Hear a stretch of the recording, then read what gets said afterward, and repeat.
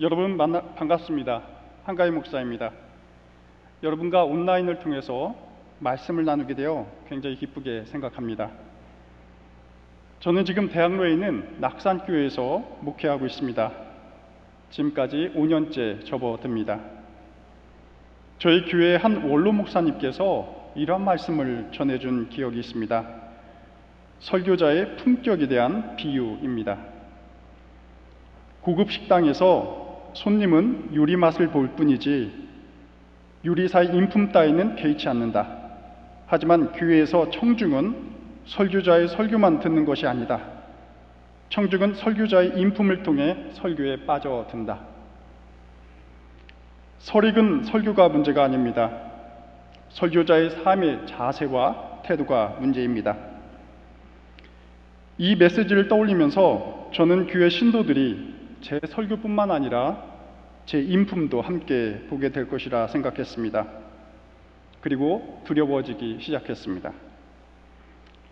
유명 설교자를 흉내내는 짓을 멈추고 그리스도를 흉내내는 삶을 살아야겠구나 마음을 다잡보곤 했습니다. 이는 비단 저뿐만 아닐 것입니다. 우리 신학대학원에서 학문을 연마하시는 모든 분들도 목사 후보생 이전에 그리스도의 삶을 모방하며 사는 존재입니다. 그리스도의 삶의 모습을 우리 인격으로 녹여내지 못한다면 그것은 껍데기 신앙일 뿐입니다. 안타깝게도 오늘 저를 포함하는 신앙인들이 그리스도의 성품을 체화하는 데 거의 실패해 보여집니다. 특히 저는 코로나 확산에 교회가 논란의 주역으로 등장함을 보고 그리스도를 따르는 삶의 자세를 매 순간 들여다보게 됩니다. 이것이 신앙인가? 과연 이것이 교회인가? 바이러스에 감염되어 일상이 완전히 무너진 상황 속에서 종교 탄압을 운운하는 것이 과연 바른 신앙심의 증거인가? 감염으로 죽어가는 우리 이웃의 모습에 공감하지 못한 채 교회라는 담을 높이 쌓고 그 안에서 하나님의 생명을 부르짖는 것이 모순적이지는 않은가? 더욱이 생명의 편에 서지 않고 이웃을 죽음의 공포로 몰아넣는 일부 경박스러운 신앙인들의 교만함은 십자가에 달리셨다 부활하신 예수 그리스도를 다시 십자가에 못 박는 행위는 아닐지 생각해 봅니다. 우리는 스스로 예수를 믿고 부르심을 입었다 칭합니다. 하지만 혹시 우리 신앙인들이 예수를 못 박는 현대판 유대인들이 아닌지 자문해 봅니다. 오늘 이러한 고민을 더 풍부하게 조명해 볼 수 있는 소설 작품 하나 여러분과 나누고자 합니다. 예수 다시 십자가에 못 박히다 라는 제목의 소설입니다. 이 소설은 현대 그리스 문학의 대가로 손꼽히는 니코스 카잔차키스가 1954년 출판한 작품입니다. 이 소설은 20세기 초 터키가 그리스를 점령할 때 그리스 리코브리시 마을을 시대적 배경으로 합니다. 터키 지방관 아그하라는 인물이 이 지역을 통치합니다. 아그하는 주민들을 이간질시키고 갈등을 부추기면서 지배체제를 유지하는 불의한 권력가였습니다. 리코브리시 마을은 다양한 사람들이 살아가는 공간이었습니다. 그런데 이 가운데는 탐욕에 빠져 살아가는 그리고리스라는 사제와 또 이 성직자를 맹목적으로 추종하는 신자들이 있습니다. 이 신앙인들은 마을의 원로 무리에 맴돌면서 때로는 지방관에게 아부하기도 합니다. 그러면서 마을의 중대사를 자신들의 입맛에 맞게 결정하곤 했습니다. 마치 복음서 속 예루살렘 성전의 종교 지도자들을 연상케 합니다. 이외에도 체제에 순응하며 사는 다양한 소시민, 군중들이 등장합니다. 리코브리시 마을은 부활절 기간에 전통적으로 그리스도 순환을 재현하는 영국 축제를 열었습니다. 때마침 마을에서 축제를 개최합니다. 마을 원로들은 주민들 중에서 예수, 베드로, 야곱, 요한, 유다, 그리고 막달라 마리아에 이르기까지 담당할 인물들을 선정해서 역할을 부여했습니다. 그 가운데 예수 역으로 마롤리우스라는 사람이 맡게 됩니다. 그는 당시 양을 치는 목동이었지만 한때 수도원에서 수련을 받은 인물입니다. 이외 다른 역할을 주민들이 나누어 맡습니다. 그런데 이러한 터에 터키군에 저항하다가 마을을 잃고 쫓겨난 포티스라는 사제와 그의 일행이 리코브리시 마을로 와서 도움을 청합니다. 포티스는 리코브리시 마을에서 멀리 떨어진 성 게오르그 마을의 담당 사제였습니다. 터키가 마을 주민들을 도륙했습니다. 이 가운데 포티스 일행은 가까스로 목숨을 부지해서 피난민 신세가 되었습니다. 포티스 사제는 리코브리시 마을의 그리고리스 사제가 도와주길 기대했습니다. 그런데 이 요청이 마을의 비극을 초래합니다. 포티스 사제는 예수 삶을 재현하려고 노력해온 인물이었습니다. 그는 예수 사랑과 예수 정의를 외쳤습니다. 어떻게 해서든지 동족의 목숨을 살리고자 부단히 애썼습니다. 하지만 그리고리스는 죽음에 직면한 포티스 일행의 요청을 단호히 거절합니다.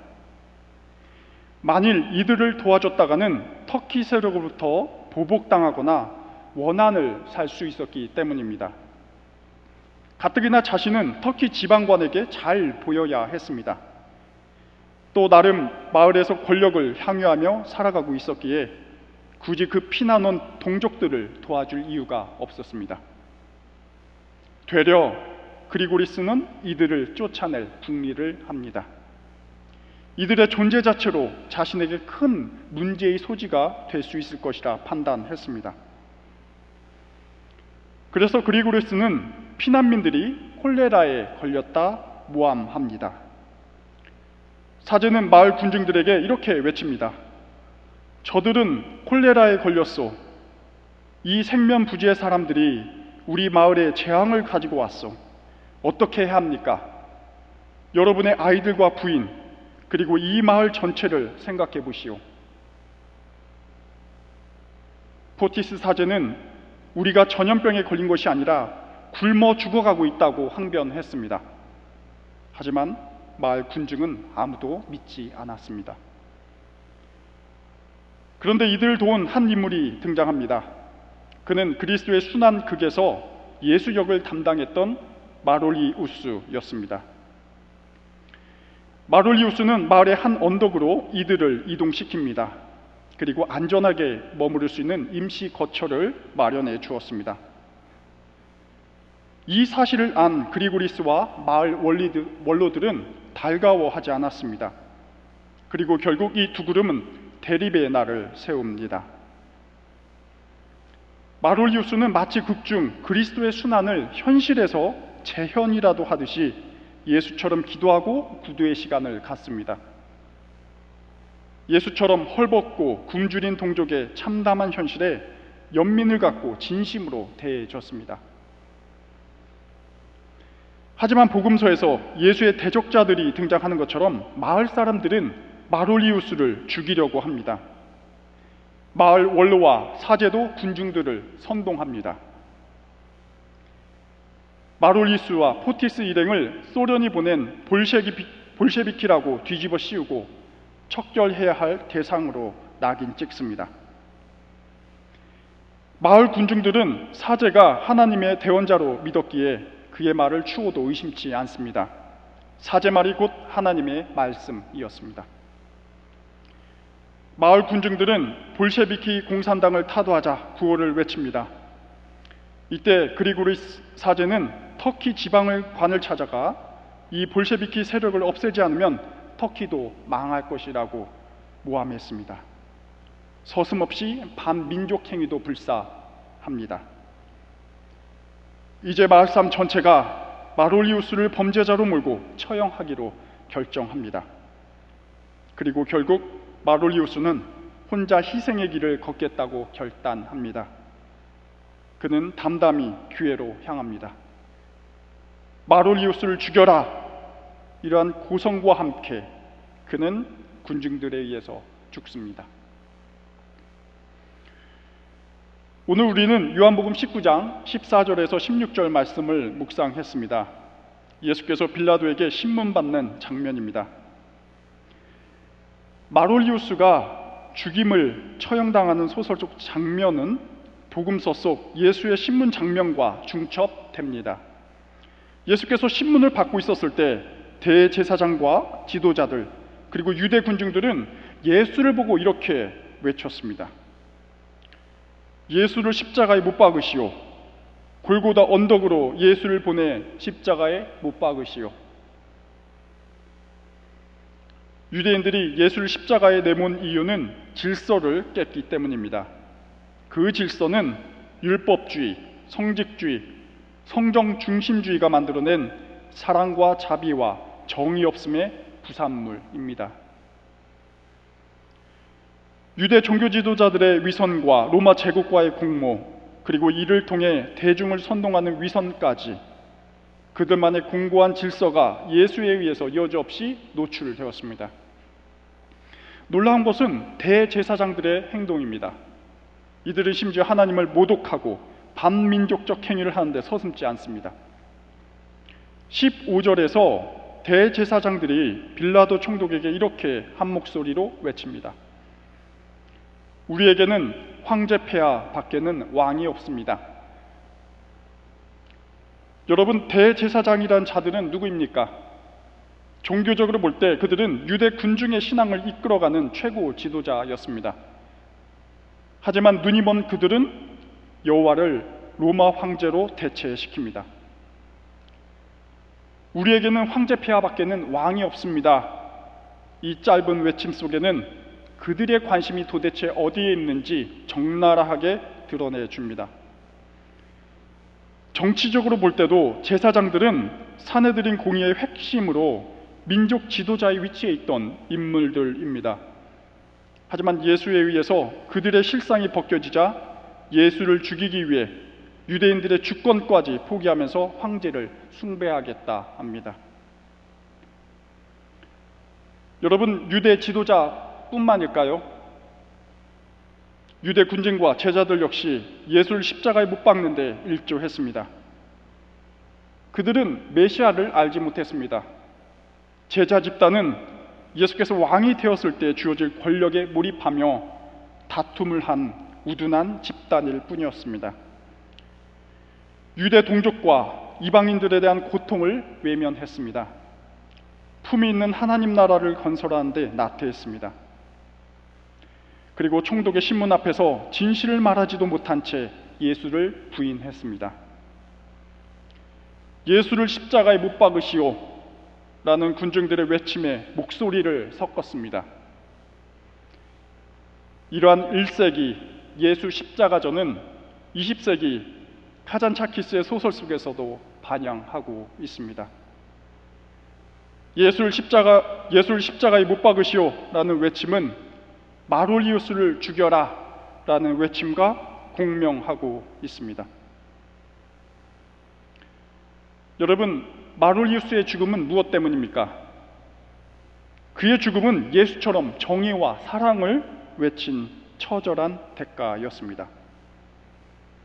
마롤리우스는 리코브리시 마을의 성직자와 군중들이 갖고 있는 위선과 부패 그리고 그들의 영적 나태함을 적나라하게 드러냈습니다.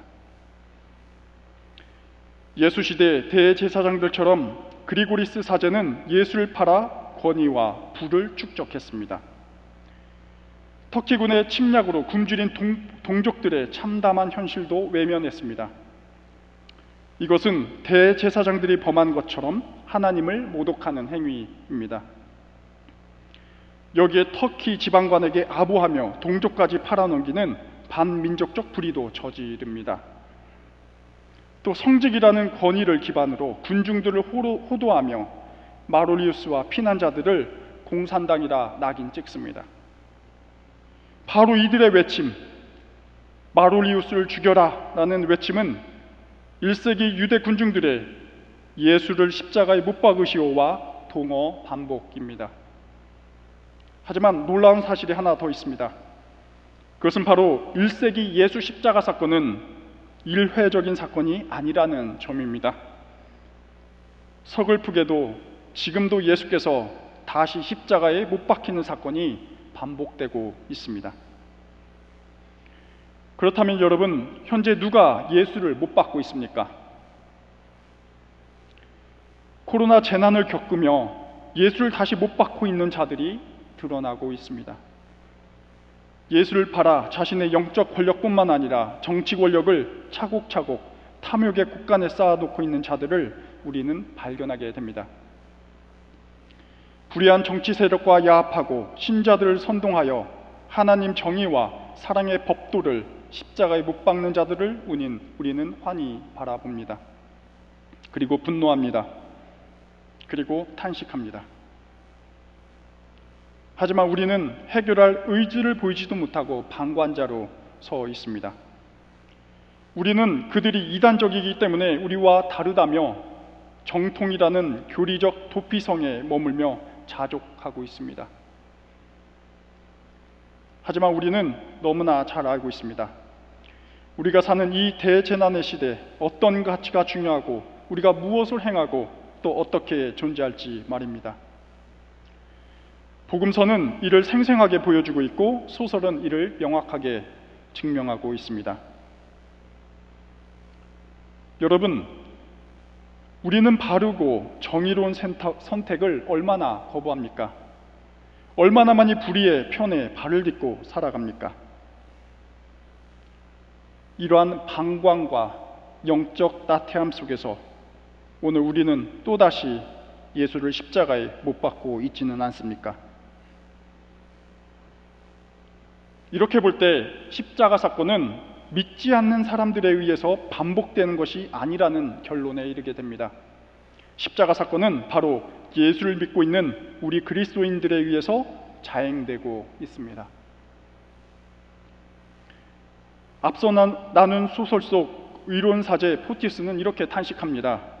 주님, 당신이 고난을 당하신 지 2000년이 흘렀건만 인간들은 여전히 당신을 십자가에 매답니다. 주여, 어느 때가 돼서야 다시 십자가에 달리시지 않으시고 영원토록 저희들 가운데 거하시겠나이까? 여러분, 언제가 되어야 예수께서 십자가에 다시 오르시지 않고 우리와 함께 계실 수 있을까요? 이 소설은 비관적인 무드 속에서도 하나의 신락 같은 희망을 독자들에게 털어놓고 있습니다. 우리가 어떻게 참된 사랑의 공동체를 만들어 갈 수 있을지 마롤리우스는 이렇게 일러주고 있습니다. 그 대목을 읽어드리겠습니다. 형제들이여, 나는 여러분에게 그리스도에 대해서 말씀드리려 합니다. 며칠 전 내가 양우리 옆에 앉아 있는데 주님께서 조용히 내 곁 벤치에 와 앉으셨습니다. 그분은 빈 자루를 땅에 내려놓으시면서 한숨을 쉬셨습니다. 그분의 발은 먼지 투성이었습니다. 못이 박혔던 상처가 선명히 드러나 보였습니다. 피를 흘리고 계셨습니다. 그대는 나를 사랑하는가? 나는 여러 마을을 두루 돌아서 왔다. 리코브리시 마을도 지나왔어. 사랑스러운 백성들이 굶주리고 있더군. 구호금을 모으러 이 보따리를 가지고 갔었는데 보게나 여기 그대로 가져왔어. 텅 빈 채로 말이야. 난 지금 몹시 지쳤고 배가 고파. 여러분, 한국교회가 위기라고 합니다. 그런데 무엇이 위기입니까? 교회의 수적 쇠퇴가 위기입니까? 목회자의 반지성주의가 위기입니까? 교회 일치와 연합운동의 저하가 위기입니까? 예, 물론 이러한 것들이 총체적 위기를 구성하는 요인일 수 있습니다. 하지만 근본적 위기는 우리가 그리스도를 닮아있지 않다는 게 위기입니다. 우리는 코로나 이후 시대를 맞으며 그 위기가 얼마나 충격적인지 목격하게 됩니다. 복음서 거의 대부분은 예수의 개인적 삶의 스토리가 아닌 공적 삶, 공생애를 다루고 있습니다. 복음서가 개인의 영적 구원만 관심하는 것이 아님을 분명하게 말하고 있습니다. 복음은 본질적으로 공적입니다. 그리스도의 삶 자체가 공적이고 타인들과의 상호 책임성을 말하고 있습니다. 하지만 코로나 시대 우리 신앙인들은 타인의 고통에 무감각합니다. 연민과 연대의 정신이 결핍되어 있습니다. 세상의 교회 비판은 교회 수적 위기나 목회자의 학문 없음이 아닙니다. 그 비판의 핵심은 상호 책임성에 대한 결핍에 있습니다. 그리고 이 문제는 타자를 향한 책임을 무시하는 우리의 영적 무모함과 관련되어 있습니다. 결국 이는 교회의 위기고 복음의 위기입니다. 그리고 예수 신앙에 대한 위기입니다. 마놀리우스의 마지막 대목을 한번 떠올려 봅니다. 여러분께서도 여전히 예수를 사랑하십니까? 여전히 예수가 삶의 희망입니까? 한국 사회와 한국 교회를 변혁시킬 힘이 예수로부터 나온다고 믿으십니까? 예수께서는 이웃의 고난을 덜어주시기 위해 혼자가 아니라 우리와 함께 하시길 원하십니다. 예수께서는 갈릴리 마을에도, 리코브리시 마을에도, 그리고 한신대학교 신학대학원에도 그 빈자루를 들고 오십니다. 그리고 타인들을 향한 연민과 돌봄으로 가득 채우시고자 합니다. 우리가 이러한 예수의 요청에 부응할 때 그는 더 이상 십자가에 오르지 않으시고 영원토록 우리와 함께 계실 것입니다. 기도하겠습니다. 은총의 하나님, 당신을 사랑한다 하지만 실은 당신을 욕보이는 삶을 살고 있는 한국교회를 용서하옵소서. 자기 의를 드러내며 권력의 눈이 먼 채 당신의 법도를 온전히 사랑하지 못하는 저희들을 긍휼히 여겨 주옵소서. 더 이상 당신을 십자가에 못 박지 말고 영원히 저희들 양심 속에 살아 계셔서 부패한 공동체를 각성시키고 당신의 나라가 이곳에 이루어지게 하옵소서. 예수 그리스도의 이름으로 기도드립니다. 아멘. 성부, 성자, 성령 삼일체 하나님의 인도하심이 예수를 닮아 복음을 전하며 이웃을 사랑을 실천하고 대재난의 시기 공적 책임 속에서 하나님 나라 건설을 향해 나아가길 원하는 한신 공동체 위에 늘 함께 하시길 간절히 축원하옵나이다. 아멘.